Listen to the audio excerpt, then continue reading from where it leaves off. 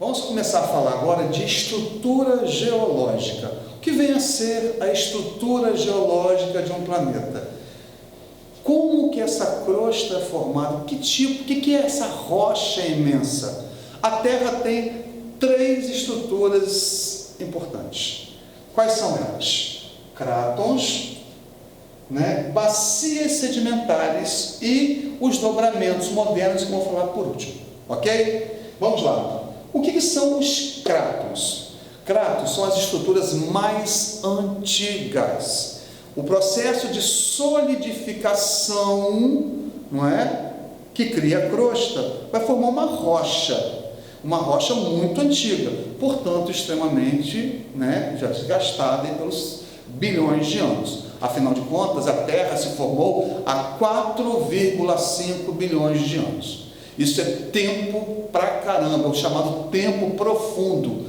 Há bilhões de eras geológicas atrás, tá? A gente vem de trás para frente. Nós hoje estamos em um momento geológico, tá? Porém, a Terra surge há muito mais tempo do que nós podemos imaginar. Afinal de contas, abstrair 4,5 bilhões de anos é muita coisa. A gente abstrai, vamos lá, 100 anos atrás, 200 anos atrás, você abstrai até mais ou menos 1000 anos atrás, mas quando você começa a pensar nos seres humanos na face da Terra, já começa a ficar difícil. Você imagina a formação rochosa do planeta.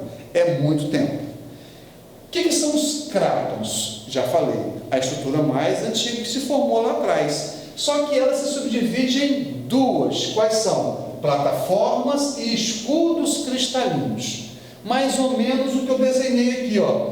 Há bilhões de anos, o cráton começou a se desgastar e ele foi sendo soterrado pelas bacias sedimentares. O que ficou aqui embaixo, escondido, são as plataformas. O que está aqui em azul aparecendo são os escudos cristalinos. Esses escudos cristalinos são muito antigos e eles, quando foram formados no Proterozoico, são ricos em minerais metálicos. E isso é super importante, porque de vez em quando caem umas questões lá, em algum vestibular, mostrando a estrutura geológica. Se você guardar na cabeça alguns lugares importantes, como por exemplo, em Minas Gerais, você tem ali um quadrilátero ferrífero. Que estrutura que pode ser ali? Só pode ser escudo cristalino. Aí se você for lá no nosso país, você tem lá no Pará, Carajás, exploração também de ferro, manganês, um monte de coisa para lá. Que estrutura é aquela? Só pode ser de escudo cristalino. Então, lembrando, os escudos cristalinos formados no Proterozoico são ricos em minerais metálicos. E o que são bacias sedimentares? As bacias sedimentares são estruturas formadas a partir de um processo de sedimentação. O que é desgastado sempre vai cair onde? Numa porção mais baixa. E aí ela vai sendo sedimentada por camadas sobrepostas, certo? Quanto mais baixa a camada é a mais antiga, quanto mais alta a camada é mais nova.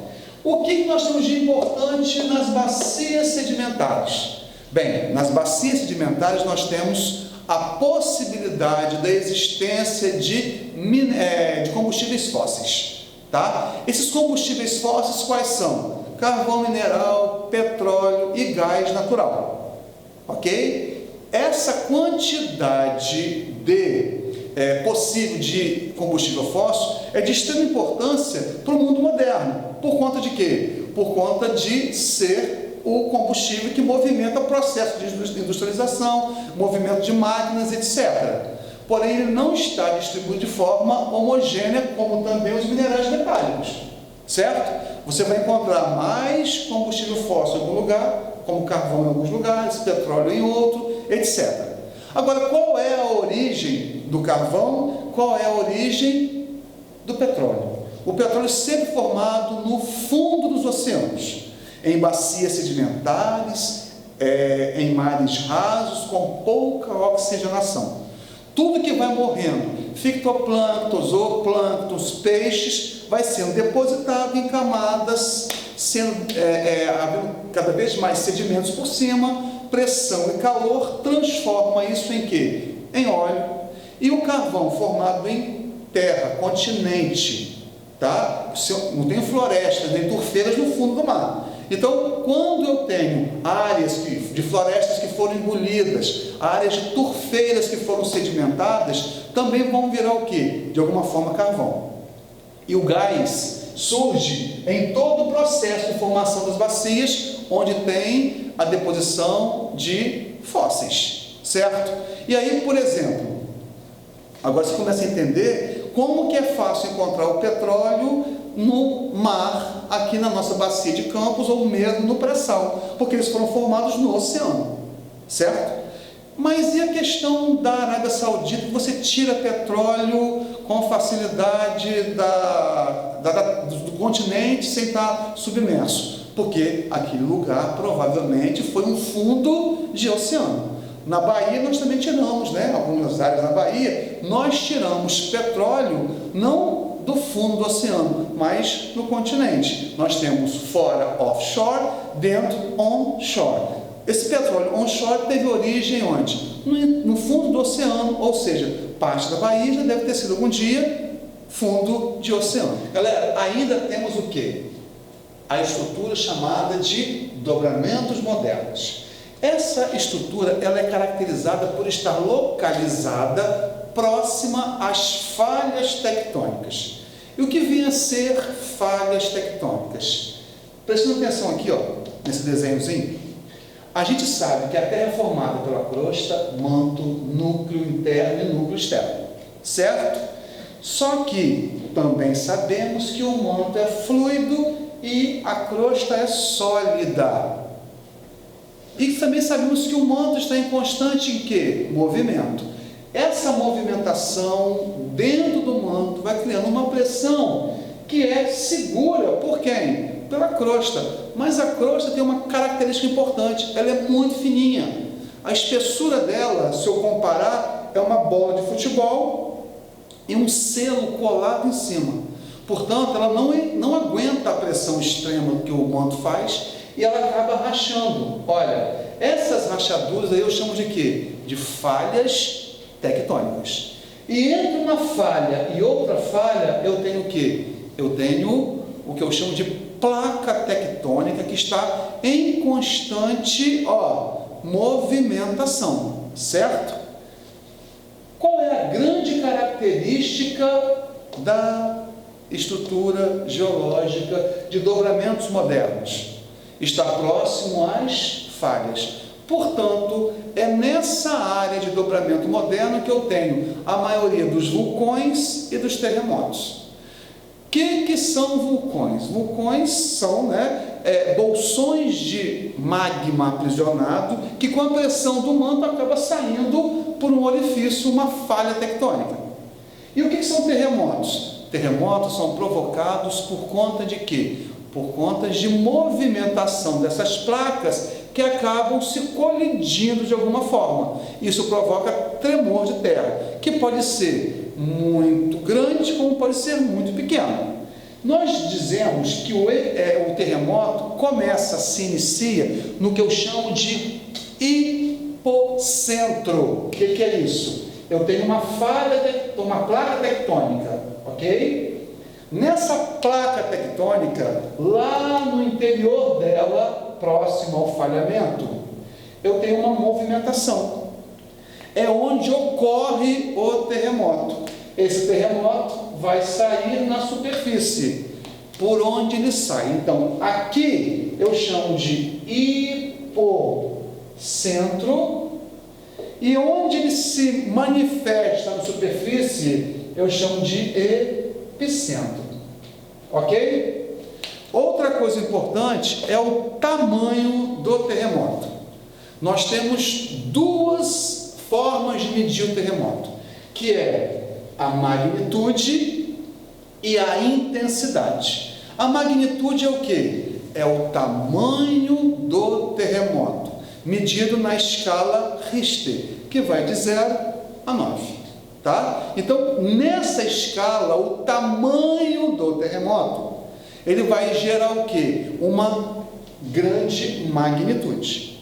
O terremoto de lá de Fukushima foi um terremoto imenso, tá? Uns falam em 9. Tem cara, geólogo, que diz que extrapolou os 9 graus na escala Richter. Então ele foi muito grande. Eu tenho terremotos no Brasil, né? Muita gente acha que no Brasil não tem terremotos.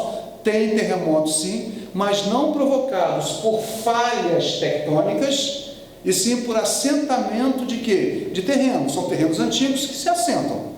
Então, o Brasil está localizado no centro de uma placa. Tem terremoto? Tem. De baixa magnitude. Por quê? Porque está localizado no centro de uma placa. Em contrapartida, as áreas de terremoto próximas às falhas são grandes, como o de Fukushima, que gerou o quê? Um terremoto de grande magnitude. A maior parte dos terremotos dos vulcões estão localizados no que eu chamo de Círculo do Fogo do Pacífico, também chamado de Anel de Fogo do Pacífico, tá? Ele vai cortar toda a América Ocidental, vai chegar lá na porção oriental, né? Japão, Filipinas. Isso aí é o grande área do Círculo do Fogo, e são concentrados 80% dos vulcões, e vou dizer a vocês aí que em grande parte também dos terremotos, certo? Porém, quando o terremoto eu discuto a intensidade dele, eu estou discutindo o quê? A capacidade de um país de se reconstruir ou a quantidade de danos que é provocado nesse país. Então eu posso dizer diretamente que a intensidade está intimamente ligada à questão econômica desse país. Exemplo, o Haiti teve um terremoto de 6 ponto alguma coisa. Foi muito inferior ao de Fukushima, de 9 graus na escala Richter. Ok? Porém, o Japão já se reconstruiu. Os danos causados foram grandes, mas já foi totalmente reconstruído. Enquanto que o Haiti, até os dias de hoje, passa por um problema sério, ou seja, ainda não conseguiu se reconstruir, e o terremoto acontecido lá atrás ainda é problema econômico para o país. O que eu estou querendo dizer é que a intensidade não está diretamente ligada à magnitude. A magnitude pode ter sido muito alta, mas a intensidade ter sido o quê? Baixa. Enquanto que a intensidade, a magnitude pode ter sido baixa e a intensidade ter sido muito alta. Então são coisas que não estão ligadas à questão do terremoto, e sim à questão econômica, porque a intensidade está muito mais ligada à questão econômica. Certo? Bom, por exemplo, eu tenho no Japão, eu tenho tecnologias de prédios que tem, eles rolam em cima, né? Tecnologia mesmo. Ele é feito em cima de rolos que rolam no momento que o terremoto acontece. Como também eu tenho formas dele ser mais plástico, o prédio ser mais plástico. Isso impede que aconteça uma grande ruptura desse prédio. Nos países com baixa tecnologia, com baixa economia, isso não acontece. É a questão, por exemplo, do Haiti.